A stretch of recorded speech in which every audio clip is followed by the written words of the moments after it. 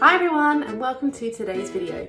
So as you may have seen on our Facebook poll, this week we're going to be talking all about sugar gliders.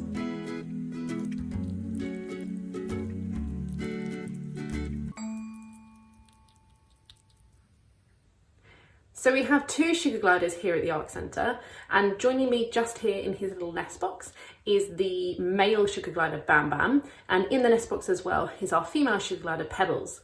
Now Pebbles and Bam Bam were named after the Flintstone babies from the cartoon series The Flintstones.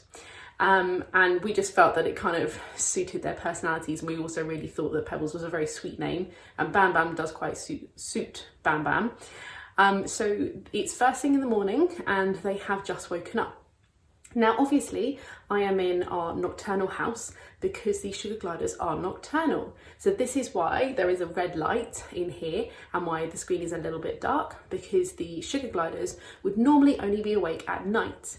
Now here at the Arc Centre we've actually reversed their lights so that it is dark in here during our normal day and it is light in here during the night time, so that they sleep and wake the same as we do. So this means that we can check on them a lot easier and we can make sure that they're okay. If we left the lights the way that they are naturally, so that it was light in here when it's light outside and dark in here when it's dark outside, it'd be a lot harder for us to get a really good check on them and to know that they were actually okay. This way, when we check in on them during the day, we can see them running and jumping around, we can see that they're moving normally, whereas if we only saw them at our normal times, this would be partly through their nighttime when they're trying to sleep, if it was light in here during the day. So we wouldn't get a real read on how they actually are because they'd be very sleepy. So this way, with it being dark in the nocturnal house during our daytime, we can actually go in and make sure that they're actually okay. So Bam Bam and Pebbles are rescues. They were actually given to us by a lady that had got Bam Bam and Pebbles as pets for her daughter. Now, she hadn't done a lot of research on sugar gliders before she got them, and she'd only had them a couple of months before she asked whether or not we would take them, because she didn't realise they were nocturnal. So they were keeping her daughter up at night because obviously they hadn't reversed their lights or anything, because it was in a normal house, and they were in their daughter's bedroom. And so at night the gliders would be running around making loads of noise and keeping her daughter awake. So she wanted to find a new home for them. And we're actually very glad that she did choose to find a new home for them, because where she hadn't done very much research, she was actually feeding them some very strange things. So she was feeding them a diet of mainly avocado, cottage cheese and honey roasted ham. Now this isn't obviously a very natural diet for sugar gliders. We're going to be discussing slightly more about their diet on our Diet and Habitat Day, but it's definitely not normal for a sugar glider to be eating honey roast ham. So when we first got them and brought them back to the Ark, they smelled so bad. Where they hadn't been having a good diet, their general body odour and musk was really, really strong. And the car journey home, we had to keep the windows open because it was very smelly. And after being put on a proper sugar glider diet, which took them a little bit of time to adjust to, but once they were on it properly, their natural smell is greatly diminished. They normally have a musk about them and have a little bit of a smell. In fact, the males actually have a bald spot on the top of their head, which is a scent gland. Now, Bam Bam's been castrated, meaning he won't be able to have any more children. But this has also meant that his scent gland has partially closed up.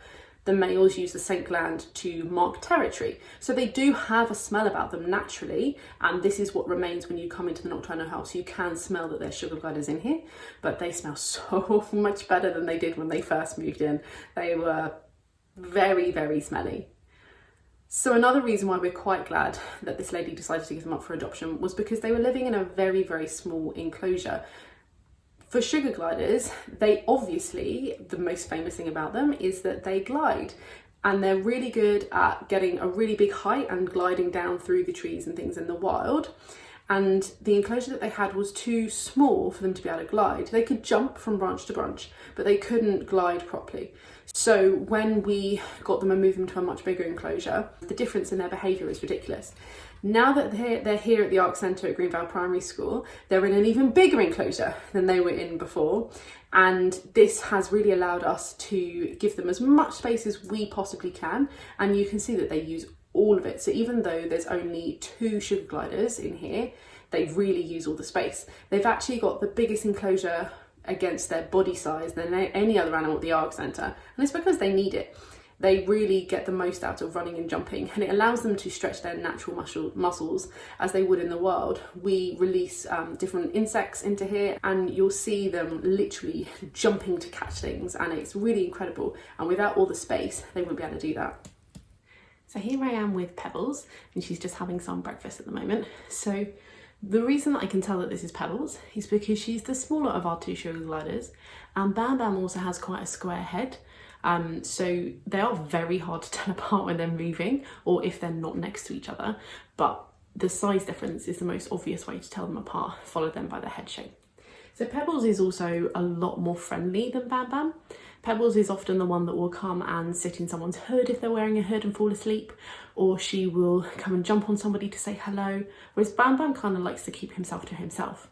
Often if we are cleaning in here, or if we have a class or a discussion in here, Bam Bam will go up to the top corners where he likes to hide, which are quite nice and dark, and we let him get on with this. He still gets given treats for having people in his space, but he isn't expected to jump on anyone or join in. That's something that we like to leave entirely up to our sugar gliders. So Pebbles will often choose to come and have a run around and have a nose, especially people wearing hoods, because she's quite a friendly sugar glider, whereas Bam Bam will often just keep himself to himself. So we're reaching the end of our video for today. I do hope that you have enjoyed learning about sugar gliders. Tune in tomorrow to find out more about their diet and habitat. Thanks for watching, everyone. Bye!